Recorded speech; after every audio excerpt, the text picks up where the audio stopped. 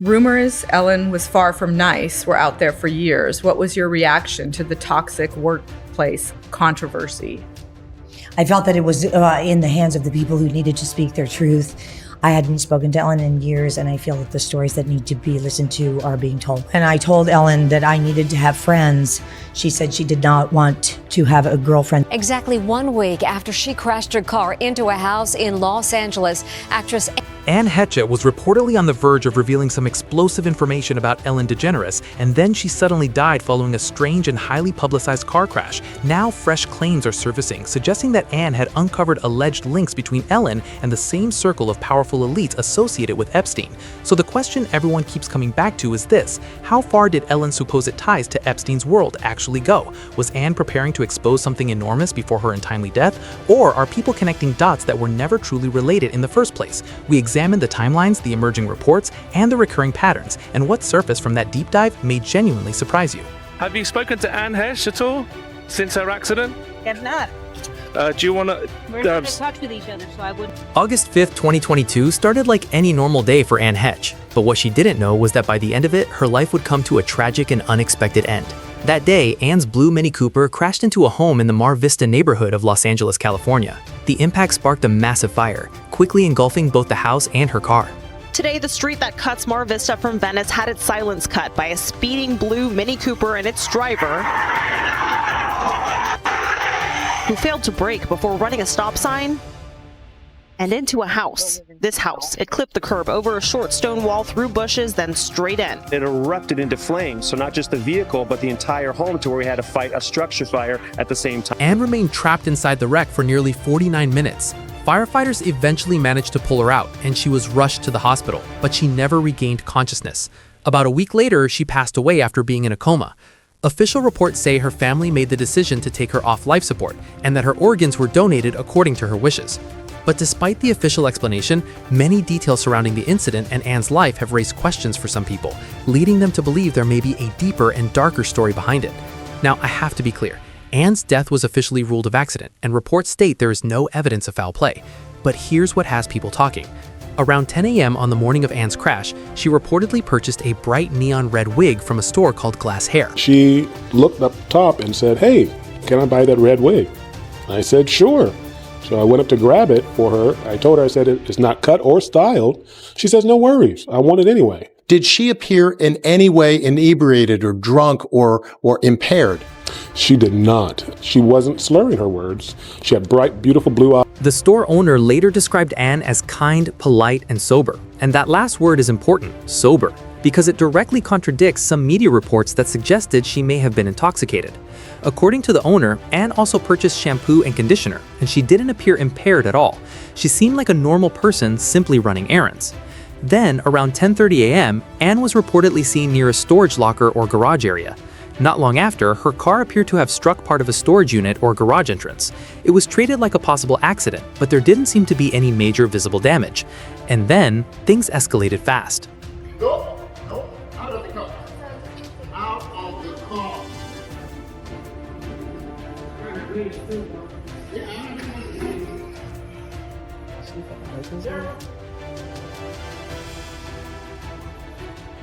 Come out of this. A man was later seen yelling at her, telling her to get out of the car, but she didn't comply. Instead, she suddenly sped off and nearly hit the man as she took off. Now here's the question both investigators and online theorists have been asking ever since. Was Anne actually in control of the vehicle at that moment, or was something else going on? Because if she really was sober, calm, and acting normal just 30 minutes earlier, why would she suddenly drive off in such a reckless way and almost strike someone? That's the first major red flag people point to, but it's not the only one. About 30 minutes later, Anne's Mini Cooper was caught on video flying down a suburban street at an estimated 70 to 90 miles per hour. And let me repeat that, 70 to 90 miles per hour on a residential road. In the footage, you can also hear a loud squealing sound, which many believe was the emergency brake being pulled.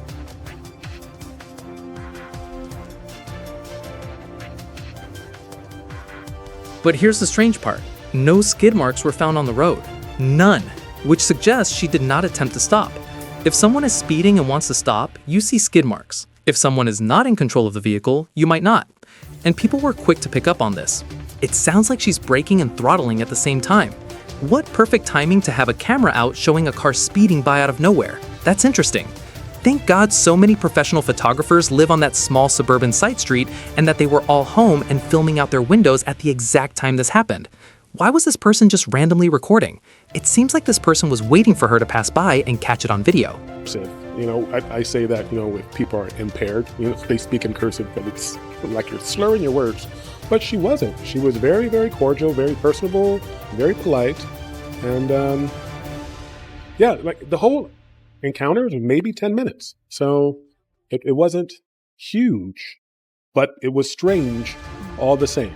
Now, Anne's car slammed into the wall of a house, triggering a fire that quickly spread and eventually engulfed both the vehicle and the home. Anne was trapped inside, still conscious and responsive at the time. Neighbors reportedly tried to help her, but no immediate rescue was successfully carried out. And what we just learned a few minutes ago was that a neighbor in this area actually ran to this scene in his flip-flops. He got the homeowner out of her home safely along with her pets. We also learned that he tried to get actress Anne Heche out of her vehicle as well. But with all of the smoke and the flames, he felt like that would not be the best idea. So he waited for those paramedics to arrive, but obviously very heroic actions from that. Then came the response. Firefighters reportedly took an unusually long time to extract her, around 50 minutes, using a winch. And here's another detail that doesn't add up. The fire was extinguished by a large team, 56 firefighters, which is unusually slow for a fire of that size. A single car fire and a house fire, 56 firefighters. People who have analyzed the response say that the number of firefighters for that fire is excessive, almost like they were waiting for something or someone. And then the footage that has haunted online investigators shows Anne being strapped in a white cloth as if she had already passed away, yet she was still alive and conscious. Skyfox video shows Heche pop up disoriented while she's wrapped in a white cloth following this crash. That's not a conspiracy, that's public policy. So if the technology exists, could it have been used earlier? Could someone have taken control of Anne's car? Again, this is theory, not proven, but the question is out there. Now, let's talk about why someone might want to silence Anne Heche. New reports suggest Anne was working on a documentary exposing disturbing practices among elites in Hollywood, including connections to Jeffrey Epstein's network. Allegations have surfaced that Ellen DeGeneres and producers from her show might have been linked to Epstein's world. Several producers from The Ellen Show were accused of inappropriate behavior towards younger employees, and Ellen reportedly delayed taking action until public pressure mounted. For example, executive producer Kevin Lehman was accused of misconduct at company events, acting untouchable despite repeated allegations. This is public record. These allegations were reported. And here's something online investigators have noticed. The Ellen Show set design, blue and white. Epstein's infamous properties, also blue and white. His temple on Little St. James Island, his Manhattan townhouse, same color scheme. Some say this is a coincidence, others suggest symbolic messaging. You decide. But when you add it to everything else, it's another data point in a growing pattern. Now let's go to something that is not a rumor, something Anne herself said in a resurfaced interview from June 2021, just a year before her fatal accident. Anne Heche openly criticized Ellen DeGeneres on her own podcast. She said Ellen had manipulated her for years, damaged her career, and even conspired with Anne's own mother to have her institutionalized. Anne expressed frustration over being silenced and buried for 2 decades. This wasn't a tabloid rumor. This wasn't a conspiracy theorist. This was Anne Heche in her own words on her own podcast. She was not afraid of Ellen. She was angry at Ellen. Now let's put the timeline together. In June 2021, Anne publicly accused Ellen of manipulation, career damage, and conspiracy. From 2021 to 2022, Anne was reportedly working on a documentary exposing Hollywood elites, including Epstein connections. August 5th, 2022, Anne's car crashed under bizarre circumstances. No skid marks, emergency brake engaged, 56 firefighters, strapped down and covered in a cloth while still alive. Some say coincidence, others say pattern. Online rumors claim Anne was getting close to exposing something big. Something about Ellen, something about Epstein, something about powerful people who didn't want to be exposed. To be clear, no official reports have confirmed this. None. But the rumors persist. So here's where we land. Anne Heche's tragic death is surrounded by unanswered questions and suspicious circumstances. Her troubled past, her relationship with Ellen DeGeneres, the strange events and deaths connected to Ellen's circle. All of it paints a dark and complex picture. Official narratives provide some answers. Anne's death was ruled an accident. There is no evidence of foul play, but many details remain unexplained. And let's not forget the pattern. Kat Paranov's car crash, split in half, no skid marks. Anne Heche's car crash, no skid marks. Leslie Jordan car crash, medical emergency. Twitch, sudden death, vague details. 4 people connected to Ellen DeGeneres, all passing away under circumstances that raise questions. Coincidence or something else? You decide. So we'll leave you with this. Anne Heche's story is far from over. Her death may never be fully explained. But one thing is clear. The more people dig into Ellen DeGeneres' circle, the more questions emerge, and the fewer answers appear. What do you believe? Was Anne Heche's death a tragic accident, or was there something darker at play?